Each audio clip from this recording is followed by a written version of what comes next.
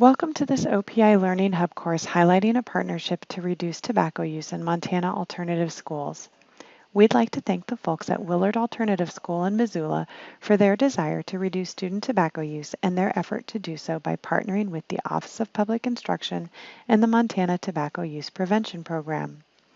The curriculum used in this pilot project was developed by Greta Jernberg, counselor at Willard. She also put together a very large portion of this colorful presentation. This course was designed to share new and innovative ideas around youth tobacco use prevention and to provide access to a curriculum that pairs tobacco use prevention education with individual creativity to reinforce positive behavior around tobacco use or change negative behavior around such use. This is the graph that started it all. Thanks to Susan Court and the great work she does with Montana's Youth Risk Behavior Survey, we were able to compare the percentages of students who are current cigarette smokers or current electronic cigarette users in alternative programs to statewide data. Willard folks responded, "What can we do?" We got to work and looked for as many evidence-based programs to prevent and reduce tobacco use and found one developed at Stanford that was used in alternative schools in California. Greta Jernberg created this 7-lesson curriculum that provided students with an opportunity to use their creative talents to summarize what each lesson signified to them. One of the 7 lessons incorporated a graphing exercise. Students used a mixed media approach to display data and merge art with math. Tobacco use or non-use is generally perceived as something that affects us on an individual level. This project asked students to broaden their scope when it comes to thinking about tobacco use and its possible correlations. Students worked individually to research tobacco statistics of their own choosing. Some topics examples were tobacco and its relation to ages of smokers, education level, or prevalence and demographics. Students were challenged to present findings in an art-centered and intriguing way. This is an offshoot from the more common presentation of statistical data, which is often rather sterile and not always eye-catching. Here's a very colorful graph created by a student to show the relationship between smokers and education level. The agamograph is an artistic representation of the double-sided agenda of Big Tobacco. Students select or create 2 images, one to represent a tobacco product and another to depict a product that Big Tobacco models with its packaging. The 2 images are combined and the finished piece has transformative qualities and an important message. Here are a couple examples of agomographs. The top shows how similar packaging is between tobacco products and candy. And the bottom display shows the relationship between the act of smoking and a potential death wish.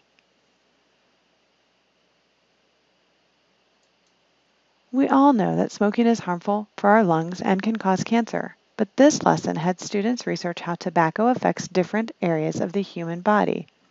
Students were asked to write short stories or grim tales to serve as a vehicle for a health-focused message. The collage storybooks provide an interactive and educational experience for the reader. The books created by these Willard students were fascinating.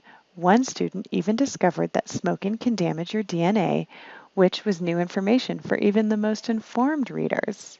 So much hangs in the balance when making choices about tobacco use, especially during adolescence.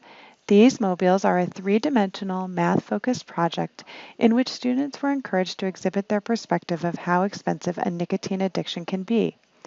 To foster a real understanding of how much a daily habit can cost, students determined a dollar amount and created mobiles to represent how the money could have been otherwise spent. Some student examples included examples of money better spent on vacations, cars, pets, and art supplies. Some students considered how time could be better spent than when using tobacco products. Mobiles help to find the more physical, extrinsic costs of tobacco use.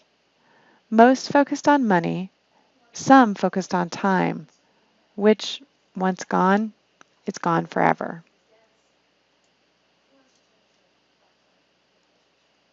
Many of us have been impacted by nicotine addiction. While some have lost loved ones to tobacco-related illness, others worry over friends and family who have an addiction or have given up things they love in order to use tobacco themselves. In this project, Students craft art objects to memorialize that person or thing lost to tobacco use.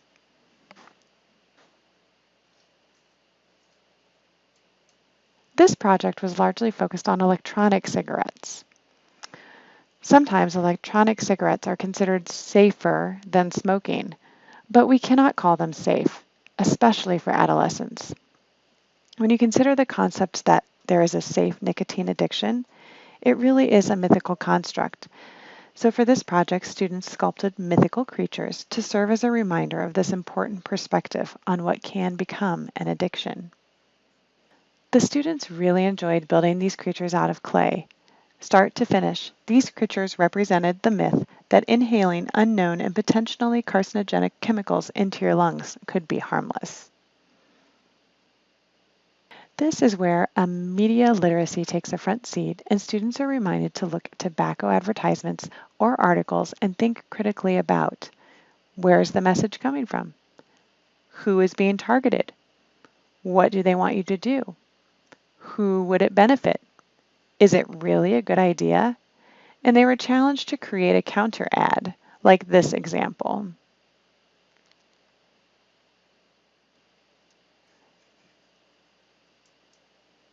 Take a moment to read the student reflection.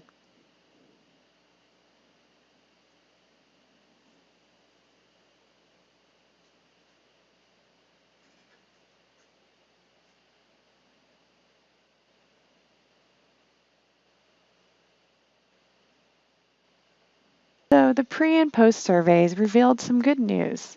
We saw an overall reduction in electronic cigarette and cigarette use, and the Youth Risk Behavior Survey results showed significant reduction in cigarette, smokeless, and electronic cigarette use.